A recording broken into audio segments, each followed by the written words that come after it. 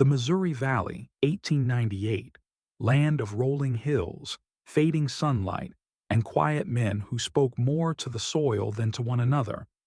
Among them lived Elias Crowe, a farmer with rough hands and sad eyes, whose fields had not sprouted a single blade in 3 long seasons.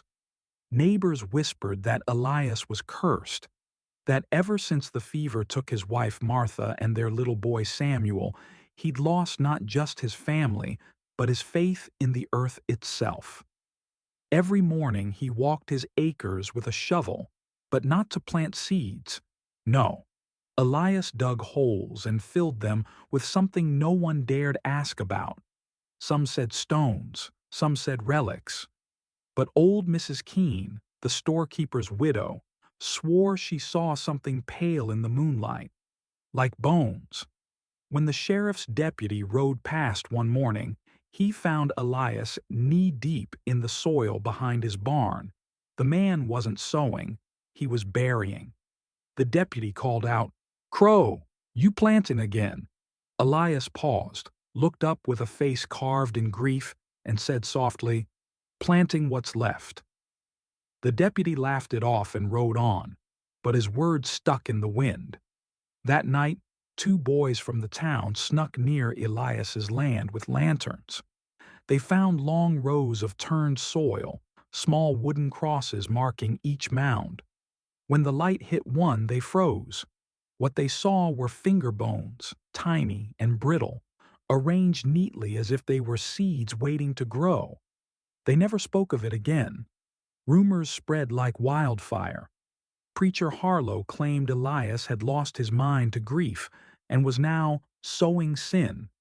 The town shunned him. Children threw stones at his fence. Even the mercantile stopped extending credit.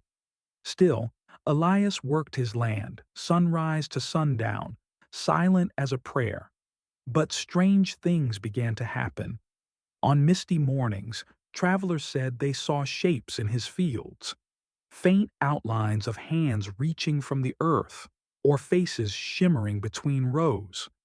Mrs. Keene swore she heard whispering when she passed by his farm, voices reciting names, maybe prayers. And one morning, Elias awoke to find small white flowers sprouting from the mounds, flowers no one had ever seen before. Their petals were bone white, soft, and faintly warm to the touch. One evening, a young orphan named Tommy Lark, who worked odd jobs around town, wandered to Elias's farm after sundown. The old man found him sitting on the fence, swinging his legs and staring at the glowing white flowers. "You shouldn't be here," Elias warned. Tommy shrugged. "Ain't afraid. Heard you grow ghosts out here." Elias chuckled softly, the first laugh anyone had heard from him in years. "Not ghosts, boy. Memories." He knelt and touched one of the blossoms. "When you love someone enough, you can't just let the earth forget them." Tommy tilted his head. "So you plant bones?" Elias nodded. "Because bones remember." Autumn came, but Elias didn't harvest a thing. The rest of the farmers brought in wheat and corn. Elias's field stood still, blanketed in pale flowers that never wilted. A few curious neighbors tried plucking one. The moment they did, the petals turned to dust, like ash. It frightened them, and soon, no one came near the Crow farm again. But Tommy visited often, helping Elias mend fences and fetch water. One day, he asked, "Who are they, Mr. Crow? The people under the dirt?" Elias stared into the horizon. "My family, my neighbors, the ones the river took, the sickness, the fire, the ones nobody buried proper." Tommy's eyes widened. "You buried the whole town?" "Just the forgotten," Elias said quietly. "Somebody has to." One cold night, thunder rolled across the valley. The rain came like a scream, flooding the roads and swallowing the crops. But Elias went out into the storm with a lantern and shovel. Tommy saw him from the barn and ran after him, shouting. The old man was digging furiously at the far edge of the field, mud up to his knees. "They're waking," he cried. "The flood will take them again." Tommy tried to pull him back, but the lightning split the sky, revealing dozens of pale shapes just beneath the ground, shifting in the torrent like waves. Tommy screamed and fell backward, but when he blinked, the shapes were gone. Only the churned mud remained. Elias knelt, shaking, his hands covered in soil. "The earth never forgets," he whispered. A week later, a stranger arrived, a government man from Kansas City. He wore a black coat, carried papers, and introduced himself as Inspector Reddick from the Bureau of Agriculture. He said there'd been complaints, talk of contamination, rumors of bodies buried on farmland. Elias didn't deny it. "Yes, I buried them," he said calmly. "The river gave them to me." Reddick raised an eyebrow. "The river?" Elias explained that every spring, after the floods, bones washed up on his land, small ones, some charred, some whole, victims of the fever, of the fire in 1894, of the wars no one remembered. He couldn't bear to leave them scattered. "So I planted them," he said, "and they grew flowers." The inspector scoffed. "Flowers don't grow from bones, Mr. Crowe." Elias simply smiled. "Then come see for yourself." That evening, under the setting sun, Elias led Reddick to the field. What the inspector saw made him stop in his tracks. The flowers glowed faintly, not like fireflies or lamps, but like souls breathing. The white petals shimmered as if lit from within. Reddick knelt and touched one. The glow dimmed, and in that moment he swore he heard, faintly, a voice whispering his name. He stumbled back, pale. "What in God's name is this?" Elias answered softly. "It's not God's doing, it's ours. The earth only reflects what we bury in it." The inspector left before dawn, never to return, but he left his papers behind, as if some things were better left unrecorded. A few nights later, Elias sat by the fire with Tommy, who was helping patch a torn coat. The boy noticed an old envelope tucked behind a framed picture on the mantel. "Who's that from?" he asked. Elias hesitated, then handed it to him. The letter was from Martha, written in 1895, months before she died. Her handwriting was elegant but trembling. "If anything happens to us, Eli, don't let the land forget. You always said things grow where love is strong. So if love can grow from bones, plant us deep." Tommy looked up, tears in his eyes. "That's why you did it." Elias nodded. "I couldn't save them, boy, but I could make the world remember they lived." Winter passed quietly. Snow blanketed the valley, and Elias's farm became a white sea. Many thought the flowers would die, but when spring came, something extraordinary happened. The ground split open with new life. From every bone-planted row, trees began to grow, slender, silver-barked, and crowned with blossoms the color of ivory. They shimmered in the sunrise, bending gently toward the farmhouse. People from nearby towns came to see the miracle grove. Some said it was witchcraft. Others called it holy. But when they stood among those trees, they felt a strange peace, as if every sorrow they carried was suddenly understood. Elias, standing with Tommy beside him, simply smiled. "See, boy, even bones can bloom." Word of Elias Crowe's miraculous grove spread far beyond Missouri Valley. By summer, horse-drawn wagons came daily, pilgrims, widows, doctors, preachers. Some came to pray among the glowing trees, believing they stood on sacred ground. Others came to mock, saying Elias was just an old fool who buried bones and got lucky with strange flowers. But something undeniable filled the air there. A hush, like the world paused to listen. People left offerings, letters to lost loved ones, photographs, trinkets, even locks of hair. They said the grove listened, and sometimes, when the wind blew just right, It whispered answers back. Tommy, now helping Elias greet the visitors, saw hope return to faces that had forgotten how to smile, and he began to wonder if maybe love really did grow roots. Preacher Harlow, who once called Elias a man of sin, arrived one afternoon, his black coat heavy with sweat and pride. "I've come to expose this blasphemy," he announced before a small crowd. "No holy thing comes from bones." Elias stood quietly, letting him speak. The preacher raised his Bible high. "If this is God's work, then let him show me a sign." He tore a blossom from a tree and threw it to the ground. Everyone gasped. The flower didn't crumble to dust this time. Instead, it turned into a faint image in the soil, a child's handprint, small and clear as glass. Preacher Harlow dropped to his knees, trembling. Elias whispered, "The earth remembers. Reverend, even when we try to forget." From that day on, Harlow stopped preaching about sin and started preaching about forgiveness. But miracles don't come without cost. By late summer, Elias began coughing again, deep, ragged sounds that echoed through the night.